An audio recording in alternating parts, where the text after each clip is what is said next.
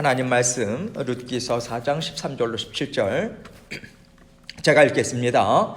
이에 보아스가 룻을 맞이하여 아내로 삼고 그에게 들어갔더니 여호와께서 그에게 임신하게 하심으로 그가 아들을 낳은지라. 여인들이 나오미에게 이르되 찬송할지로다. 여호와께서 오늘 너에게 기업 물을 자가 없게 하지 아니하셨도다. 이 아이의 이름이 이스라엘 중에 유명하게 되기를 원하노라. 이는 너의 생명의 회복자이며 너의 노년의 봉양자라. 곧 너를 사랑하며 7 아들보다 귀한 너의 며느리가 낳은 자로다 하니라.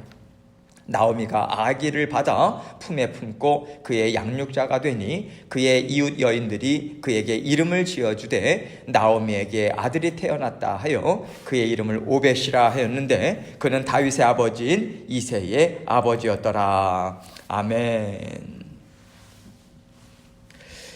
여러분, 우리가 이 땅 위에서 살아가는 동안 날마다 인식하고 분명하게 우리가 염두에 두어야 할 것이 있습니다. 그것은 무엇이냐면 하나님의 자녀로 살아간다라고 하는 것이요, 이 세상에서는 참 어렵다 이거예요. 참 어렵다. 하나님의 자녀들은요, 하나님의 말씀으로 살아가는 자녀들이에요. 하나님의 말씀을 따라갑니다. 순종이에요. 그런데 세상은 그 하나님의 말씀을 싫어합니다. 그래서 하나님의 말씀대로 살아가는 하나님의 자녀들이 참 이상하게 보이는 거예요. 이상하게 보일 수밖에 없는 거예요. 때로는요, 아주 이기적인 사람들로 보입니다. 이 세상에서 소위 연약한 자, 어려운 자들을 전혀 생각하지 않는 고집스러운 사람들이다. 이렇게 독불장군 같은 그런 모습으로 비추어질 수 있다라고 하는 것을 우리는 생각할 수 있어요. 예를 들면요, 여러분 지금 이 미국 사회가 낙태 문제로 들끓고 있습니다. 지금 세상은요, 개신교와 카톨릭을 타겟으로 삼아서 여성들의 권리를 보호해주지 않는다. 그들의 형편을 헤아려 주지 않는다. 이렇게 공격하고 있어요. 동성애자들도 마찬가지입니다. 세상은요, 이들을 약한 자라고 그렇게 인식을 해요. 생각해요. 그래서 약자들을 외면하는 기독교인이다. 그렇게 우리를 몰아붙이고 있습니다. 그렇기 때문에 하나님의 자녀들로서 하나님의 말씀을 살아간다라고 하는 것, 이것이 참 어렵다. 일단 이것부터 우리는 전제를 두고 이 세상을 살아가야 된다라고 하는 것을 우리가 마음에 분명하게 붙잡아야 돼요. 어렵다. 세상이요, 하나님을 기뻐하지 않아요. 미워합니다. 그렇다면 하나님을 사랑하는 자녀들을 사랑하겠습니까? 미워하는 거죠. 미워할 수밖에 없어요. 그렇기 때문에 우리는요, 이 땅에서 미움받는 사람들로 살아가고 있다라고 하는 것을 생각할 수 있는데, 그래서 하나님께서는 우리에게 언제나 하나님의 말씀을 통해서 우리에게 무엇을 들려주시냐면 하나님의 자녀들은 하나님께서 책임을 지신다는 거예요. 하나님께서 끝까지 보호하신다는 거예요. 하나님께서 붙잡고 지켜주고 인도해 줄 것이다. 내 말대로 살아가면 이 땅에서 능히 이길 수 있는 세상을 이길 수 있는 자녀들로 살아갈 수 있다. 이 확신을 날마다 말씀으로 우리에게 격려를 해주고 계시는 거예요. 위로 주시고요. 여러분, 이 말씀이 없었다면 우리가 어떻게 살아갈 수 있을까요? 피할 자리가 있을까요? 안식할 자리가 있을까요? 쉴 수 있는 자리가 있을까요? 정말 우리가 감당할 수 있을까? 날마다 우리는 이 두려움에 휩싸여서 살아갈 수밖에 없을 것입니다. 그러나 하나님께서 휩싸이지 않도록 약속의 말씀을 주셨잖아요. 내가 세상 끝날까지 너희와 함께 하겠다. 이 약속의 말씀을 모든 믿음의 자녀들에게, 우리에게 하나님께서 허락해 주셨거든요. 그래서 이것을 믿기 때문에 우리는 하나님의 말씀을 이 땅에 살아가면서 믿고 따라가고 순종하고 붙잡고 살아가는 거예요. 그러면서 하나님께서 주시는 담대함, 평안함을 우리는 누릴 수 있는 것입니다. 그래서 생명의 말씀인 거예요. 보아스와 룻을 보면요, 이 두 사람 하나님을 참 사랑하는 사람들 같아요. 먼저 룻을 보면요, 룻은요, 참 안정적이고요, 또 익숙하고 누구든지 자기를 잘 받아줄 수 있는 그 땅을 버리고 낯설고 정말 이러한 그 본인과 같은 그 룻과 같은 이방인들을 하대하는 이스라엘 땅으로 이 사람이 찾아왔습니다. 찾아올 수 있었던 근본적인 이유가 있죠. 우리가 이 말씀 전에도 봤지 않습니까? 하나님은 사랑이 많으시다. 세상을 다스리시는 하나님이시다. 그 믿는 믿음을 하나님께서 그에게 선물로 주셨어요. 그래서 하나님을 의지하는 마음으로 따라온 것입니다. 그래서 롯은요, 안정적이고 편안한 땅을 버리고 이스라엘 땅으로 찾아올 수 있었던 거예요. 하나님께서 부르신 땅으로 말입니다. 여러분, 우리 하나님의 자녀들이 살아가는 삶이 이렇다라고 하는 것을 우리가 생각해야 돼요. 우리는요, 지금까지 익숙했고 지금까지 이렇게 살면 되겠다라고 하는 자리를 박차고 나온 사람들이에요. 세상에서 그니 편히 살 수 있었어요. 세상을 쫓아가고 세상에서 좋다고 하는 것 계속해서 쫓으면서 우리는 살아갈 수 있었던 존재들이에요. 그러나 우리는요, 더 아름다운 삶이 있는 것을 우리는 하나님께서 은혜로 깨닫게 해주셨어요. 더 의미 있고요, 가치 있고요, 영생의 삶을 보장할 수 있는 삶을 하나님께서 우리에게 허락해 주신 것입니다. 이것을 믿고 더 의로운 삶을 사모함으로 우리는 하나님의 백성으로 쫓아 나온 것이고요, 어제와는 다른 오늘보다 더 나은 의미 있는 내일, 그렇게 살아가기 위해서 하나님 말씀 먹고 하나님과 함께 오늘도 힘있게 전진하고자 하는 사모함이 우리 마음 가운데 있는 거죠. 그 마음 붙잡는 거예요. 보아스는 어떻습니까? 하나님의 자녀로서 하나님의 땅에서 살아가고는 있었어요. 그러나 여러분, 그 또한 고생이 참 많은 거예요. 이 시대는 사사시대예요. 보아스와 룻이 지금 이 시대적인 배경은 사사시대입니다.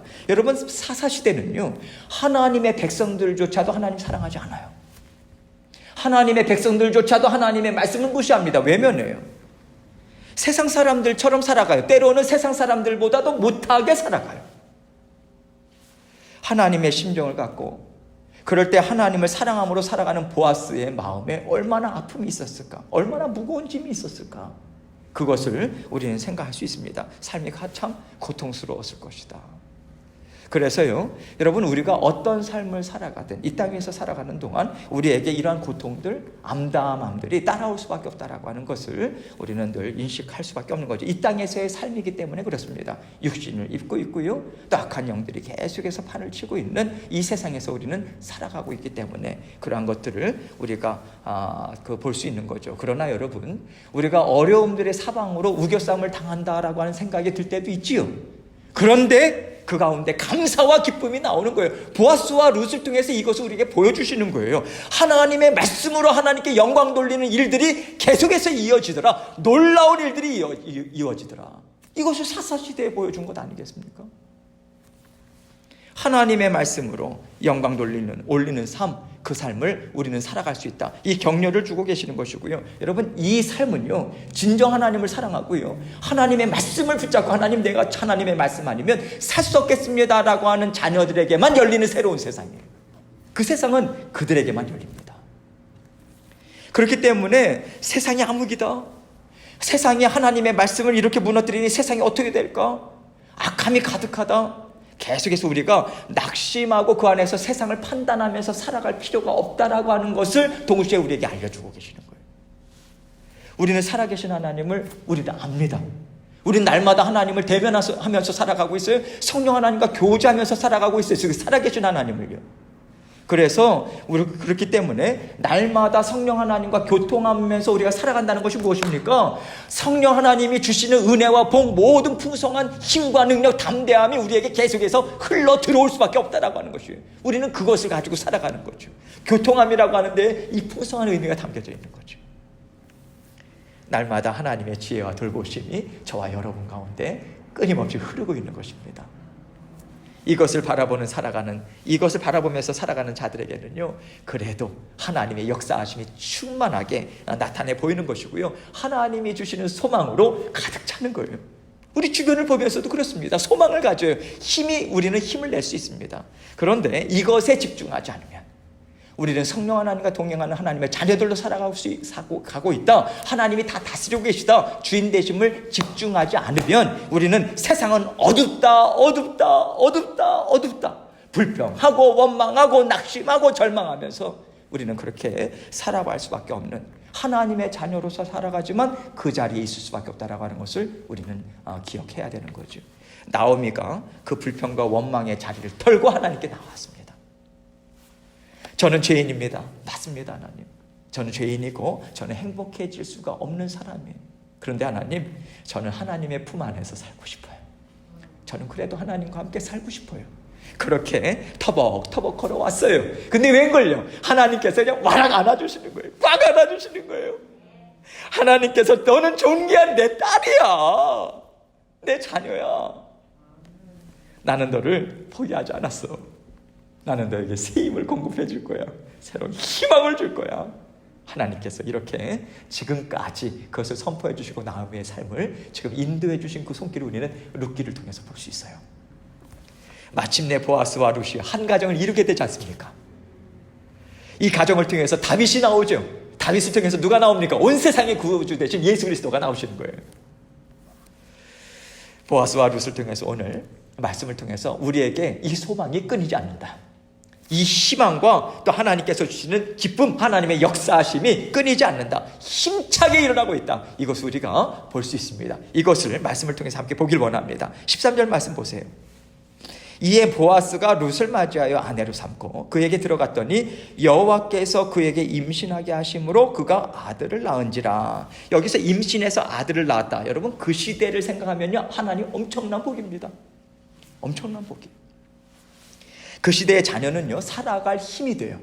재산이 됩니다. 그리고 그래서 하나님이 복을 주셨다. 어깨를 으쓱하면서 살아갈 수 있었던 그런 시대예요. 그 그런 시대의 상황을 생각할 때 지금 이 말씀은 무엇을 증명해 주고 있냐면, 그래도 보아스와 룻이 하나님의 인도하심, 하나님의 말씀대로 따라서 한 가정을 이루었고 하나님 그것을 너무 기뻐하시더라. 그래서 이들 가정에 복을 주셨다. 이것을 모든 사람들에게 증명해 보여주시는 거예요.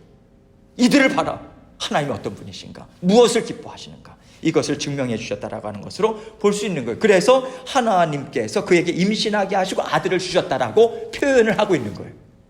14절 말씀 보세요. 여인들이 나오미에게 이르되 찬송할지로다. 여호와께서 오늘 너에게 기업물을 자가 없게 하지 아니하셨도다. 이 아이의 이름이 이스라엘 중에 유명하게 되기를 원하노라. 여러분, 나오미를 알고 있었던 사람, 그 동네 여인들이요, 놀라는 거예요. 기뻐하는 거예요. 손뼉을 막 치면서요, 정말 부럽다, 정말 좋겠다, 난리가 난 거예요. 그 기뻐하는 마음으로 모든 여인들이 하나님께 영광을 돌리고 있어요. 여호와께서 오늘 너에게 기업물을 자가 없게 하지 아니하셨도다. 너에게 기업물을 자를 주셨다. 다시 말해서 너의 삶을 지켜줄 구원자를 하나님께서 주셨다. 이렇게 표현하고 있는 거예요.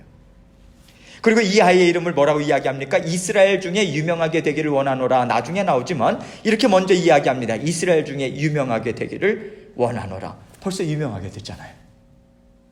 여러분, 있을 수 없는 일이 생겼잖아요.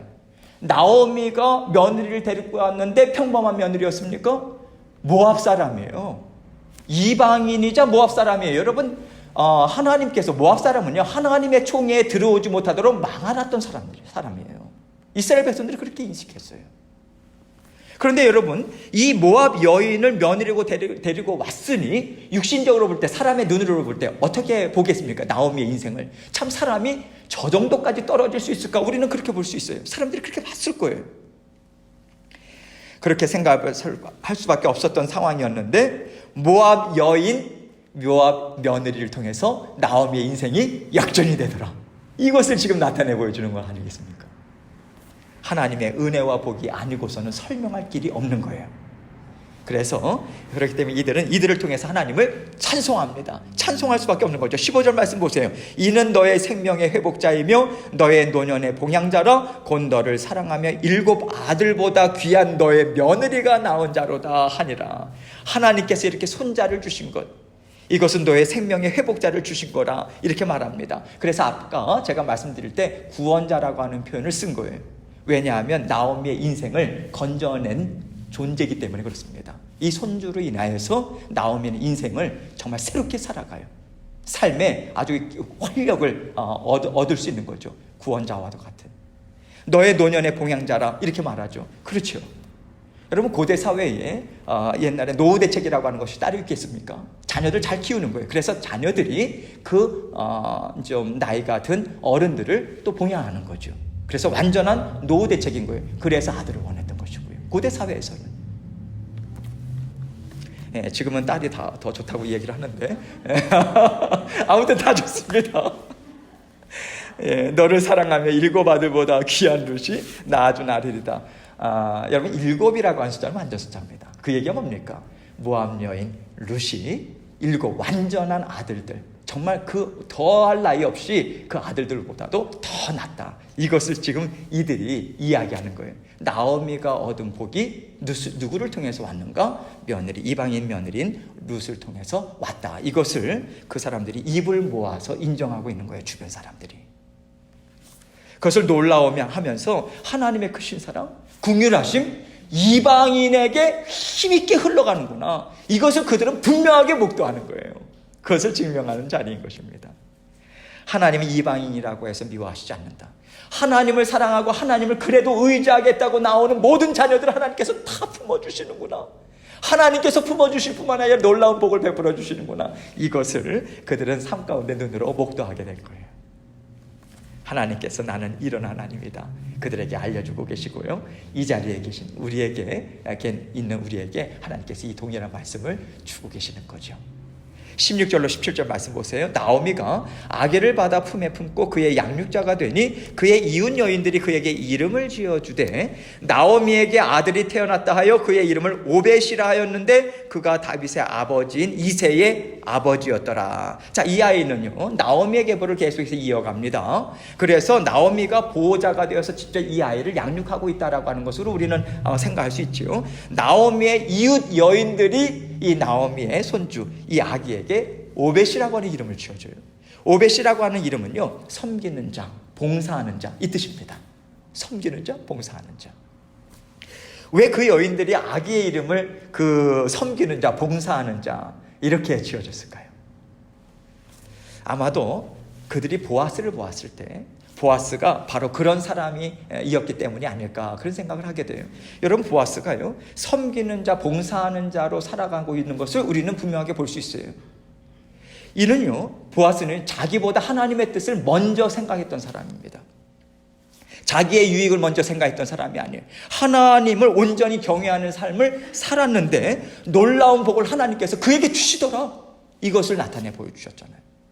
그래서 그들은 너 또한 너를 이 땅에 있게 한 그 보아스의 뒤를 이어서 세상을 봉사하고 하나님의 사랑을 증거하고 정말 하나님의 이름을 온 땅 가득 드러내 보여주는 그러한 섬기는 자로서 살아가는 복된 삶을 살아라. 이 의미를 담아서 오벳이라고 하는 이름을 지어줬다고 생각합니다. 영적인 의미를 생각할 때요 뿐만 아니라 이 성경에서 보아스는 누구를 예표하고 있습니까?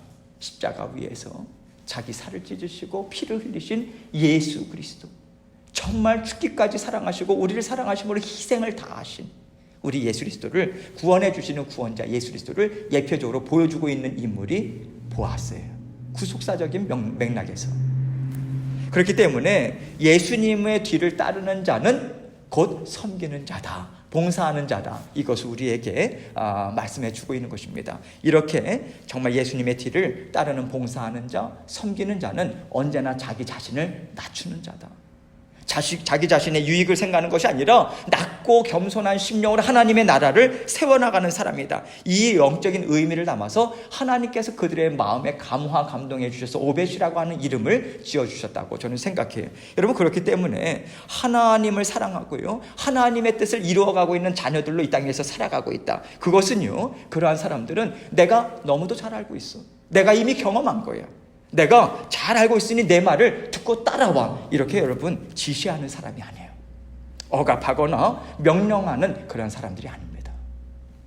언제나 겸손하게 섬기는 자예요. 겸손하게 봉사하는 자예요.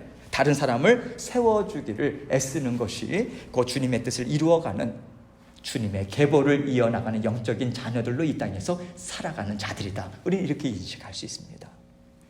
그 심령을 가졌을 때 주님께서 인정하시는 믿음을 가진 자녀라고 우리는 생각할 수 있는 거예요.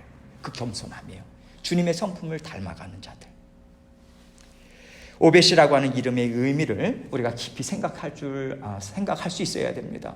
우리 예수님께서 제자들의 발을 씻기시는 그런 섬기는 자로 이 땅에 오셨어요. 그렇다면 주님의 제자들, 하나님의 자녀로서 이 땅에서 어떤 마음을 가지고 살아가야 하는가? 높은 자리에 우리는 있지 말아야 합니다. 우리는 낮은 자리에 계속해서 내려와야 돼요.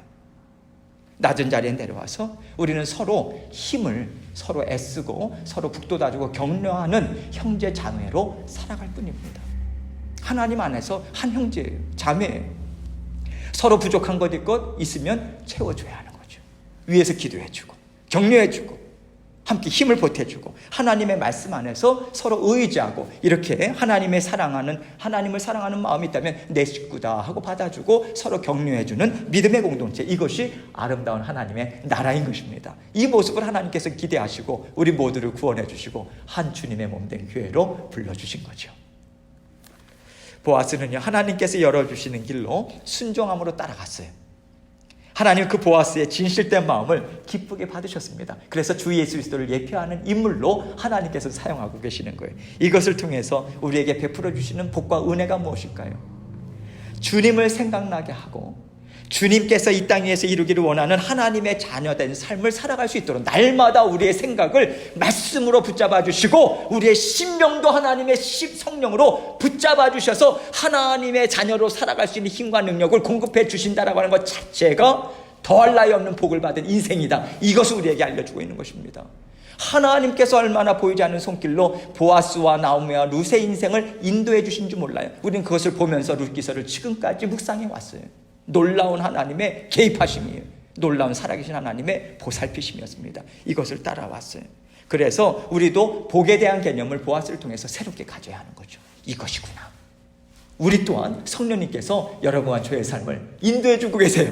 오늘도 이 말씀 붙잡고 살아가라고 말씀은 수많은 말씀들이 있었지만 우리 각자에게 들려주시는 주님의 음성이 있습니다. 그거 꽉 붙잡고 오늘도 하나님 정말 보아스와 같이 500과 같이 정말 섬기는 자, 사랑하는 자, 하나님의 겸손히 나가는 자로 하나님의 나라를 풍성하게 아름답게 올려드릴 수 있는 하나님의 자녀로 살아가겠습니다. 도와주옵소서. 그렇게 함께 부르짖고 기도하는 저와 여러분이 되시길 주님의 이름으로 축원합니다. 이 시간 함께 기도하겠습니다.